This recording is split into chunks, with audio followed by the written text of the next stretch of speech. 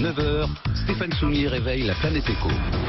Good Morning Business. Didier Saint-Georges, membre du comité d'investissement de Carmignac. Bonjour Didier Saint-Georges. Bonjour. Bon, question simple, une réponse.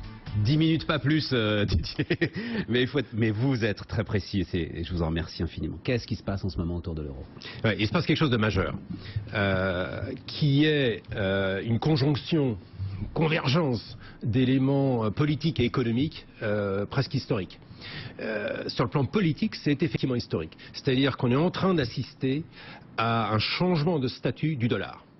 Et c'est absolument majeur. Hein. On est dans une situation où si vous êtes allocataire d'actifs global, si vous gérez un fonds de pension en Asie ou si vous êtes même dirigeant d'une banque centrale dans un pays émergent, vous vous posez la question de la façon dont vous répartissez vos actifs entre les grandes monnaies de réserve. Le dollar, l'euro, le yen, etc. Sur les 10 dernières années, littéralement, et en tout cas depuis la grande crise financière de 2008, il n'y avait pas de question. Le dollar était effectivement la monnaie absolument incontournable.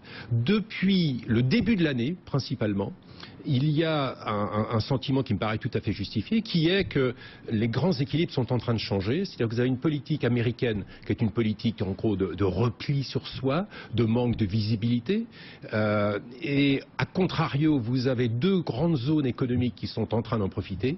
Vous avez la Chine et vous avez la zone euro. Et il se passe sur le plan politique quelque chose d'absolument historique, c'est que vous avez l'Allemagne qui se retrouve dans une situation où en gros les États-Unis lui tournent le dos. Hein, il faut se souvenir que Donald Trump n'a rien trouvé d'autre à dire que il fallait à peu près que à l'avenir l'Europe compte sur ses propres moyens. Donc l'Allemagne s'est dit qu'est-ce qu'on va faire? À ce moment-là, Emmanuel Macron est élu en France, circonstance inespérée pour l'Allemagne. Donc l'Allemagne se tourne vers la France avec ce projet de enfin réaliser un axe franco-allemand dont on a rêvé longtemps, mais qui pourrait enfin se produire. Et dans le même temps, en Chine, vous avez Xi Jinping qui a déjà consolidé son pouvoir. On n'a pas besoin d'attendre la grande comité d'octobre-novembre. Le pouvoir est absolument consolidé. Les États-Unis sortent de l'accord transpacifique et l'Allemagne pousse ses pions et devient de plus en plus capable de mettre en œuvre son grand projet, vous savez, le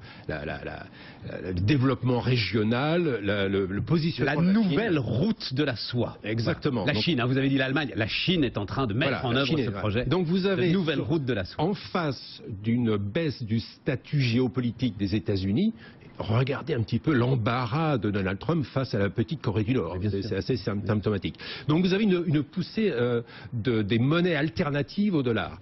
Donc ça profite à l'euro, ça profite au yuan, donc à la monnaie chinoise qui s'évalue, ça profite à l'or, qui est une monnaie de réserve alternative au dollar également. Donc un des grands sujets, c'est ce géopolitique qui va très loin. Hein. Donc on est au-delà de se poser la question de savoir si ça vaut un 18 ou un 20. On a quelque chose de beaucoup plus majeur. Fondamental et de durable. Non, parce que ce que vous expliquez est quand même lié à Donald Trump. Absolument. Ça veut dire que ça peut s'inverser à partir du moment où, je sais pas, il est mis sous contrôle, il retrouve la raison, enfin... oui. On verra à ce moment-là. Hein. On verra à ce moment-là, d'accord. Non, c'est vraiment... c'est vraiment lié à la personnalité. Alors ça, c'est la dimension politique. Voilà. La dimension économique, elle est assez décisive également, naturellement. C'est que vous êtes, mais alors ça, je pense que c'est plus compris, vous êtes sur des cycles économiques un peu décalés entre les États-Unis et l'Europe. Et aujourd'hui, sur les États-Unis, quand vous regardez les statistiques industrielles simplement, le cycle économique sur l'activité industrielle est déjà en train de ralentir. Quand vous regardez la consommation, donc l'activité non industrielle, elle va toujours très bien.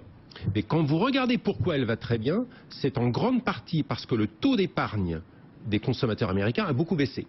Il est passé en gros de plus de 5% à moins de 3%. C'est-à-dire que les Américains ont puisé sur leur épargne pour maintenir la consommation. Ce genre de phénomène, par définition, il ne peut pas n'est pas durable éternellement. Donc la prochaine étape probablement dans le cycle américain, c'est la consommation qui va commencer à ralentir.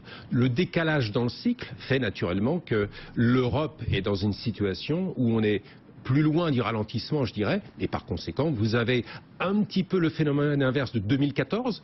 Souvenez-vous, 2014, c'est l'euro qui passe de 1,40 à un peu plus de 1. C'était un moment où les marchés disaient en gros la croissance économique américaine, c'est le double de la croissance économique européenne. C'est aujourd'hui un mouvement de bascule. Alors je ne sais pas si on va aller à 1,40, mais il faut voir cela, je pense, comme un certain effet miroir de la période 2014. Le paradoxe, c'est que ça devrait se retrouver dans le marché action, Didier Saint-Georges.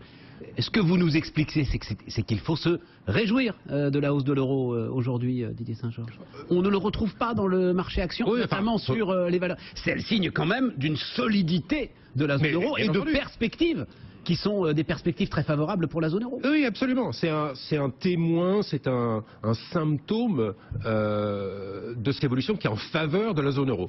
Maintenant, quand vous passez sur un tableur, tout simplement, l'effet net de cette hausse de l'euro sur les résultats des entreprises, vous trouvez grosso modo, c'est assez facile, vous regardez l'hypothèse de dollar que vous avez faite, vous l'ajustez de 10% et vous constatez en moyenne sur les résultats des entreprises européennes que quand vous augmentez de 10% l'euro, vous baissez de 5-6% le résultat net moyen des entreprises européennes. Donc l'effet sur les indices, ça y est, il est joué, donc c'est pas un souci. La raison pour laquelle il y a une question qui se pose pour les marchés maintenant, c'est la politique monétaire. C'est-à-dire, que va faire le président de la Banque Centrale Européenne face à cette montée de l'euro? Et cette question-là, elle n'est pas résolue et elle est absolument décisive pour les marchés. Le 7 septembre, il va y avoir la prochaine réunion de la Banque Centrale Européenne et Mario Draghi, le Conseil des gouverneurs, va devoir décider entre deux avenues. Soit il va dire la hausse de l'euro fait le travail à ma place. C'est-à-dire, il durcit les conditions financières. Par conséquent, je n'ai pas moi-même à les durcir. C'est ça. Donc, je vais encore prolonger ma politique exceptionnelle. Les marchés s'en réjouiront, inévitablement, mais ce sera une espèce de poursuite de la fuite en avant. C'est-à-dire qu'on maintient des conditions de liquidité absolument exceptionnelles, alors que l'économie va mieux. Dangereux, exactement. Autre cas. Mario Draghi dit « Mon rôle en tant que banquier central, c'est certainement pas d'augmenter le danger.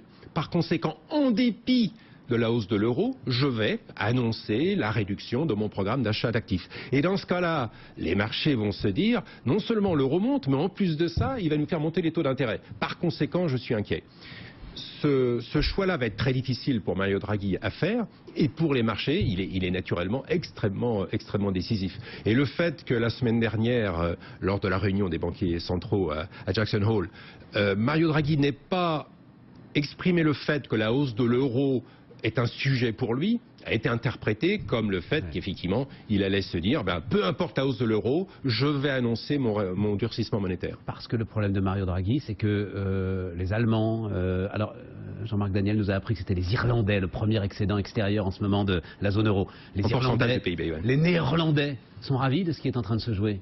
Alors que les Français sont inquiets. Et puis ils sont ravis. Ce sont quand même des exportations massives qui leur rapportent plus. Oui, mais je suis d'accord avec Jean-Marc Daniel. C'est-à-dire qu'il faut le voir. Et j'aimerais d'ailleurs qu'en France ce soit exprimé de cette manière-là. Il faut le voir comme un encouragement supplémentaire à se réformer. Mais bien sûr. C'est un signal. Et franchement, à 1,20, il n'y a aucun souci. À 1,20, il n'y a aucun souci pour personne. Mais cette tendance à l'euro, il faut se dire, quand vous regardez ce que les économistes adorent regarder, d'ailleurs, les parités de pouvoir d'achat. C'est-à-dire, quelle est la valeur théorique de l'euro si vous voulez payer un hamburger à peu près en même pourcentage de vos revenus en Europe et aux États-Unis. En parité de pouvoir d'achat, l'euro aujourd'hui est très bon marché. Très bon marché. Il est probablement sous-estimé de 10 à 15%. 10 à 15%. J'entends tous les chiffres là-dessus. On nous dit que la parité naturelle est à 1,10, vous nous dites que c'est plutôt un 35. Alors, oui, absolument. Oui. Je le dis pas. Je dis simplement que le CDE. Voilà, c'est exactement. Et rien ne dit que les marchés vont forcément directement converger vers leur valeur théorique. Mais ça veut dire qu'en tout cas, il n'y a pas de problème de survalorisation de l'euro. C'est pas le cas. Un 20 n'est pas un chiffre magique en tant que tel. Mais l'idée que l'euro a été fortement affaibli durablement parce que la situation économique européenne effectivement était très faible par rapport à celle des États-Unis, est une situation dont on peut espérer qu'elle est exceptionnelle. On est dans une phase de normalisation dont il faut se réjouir absolument, mais si on se normalise, alors la convergence au sein de l'Europe va nécessiter qu'il y ait bien convergence des compétitivités. Aujourd'hui, c'est un appel aux réformes absolument décisif. Didier Saint-Georges, membre du comité d'investissement de Carmignac sur BFM Business. Tous les jours sur BFM Business, le 20h de BFM Business est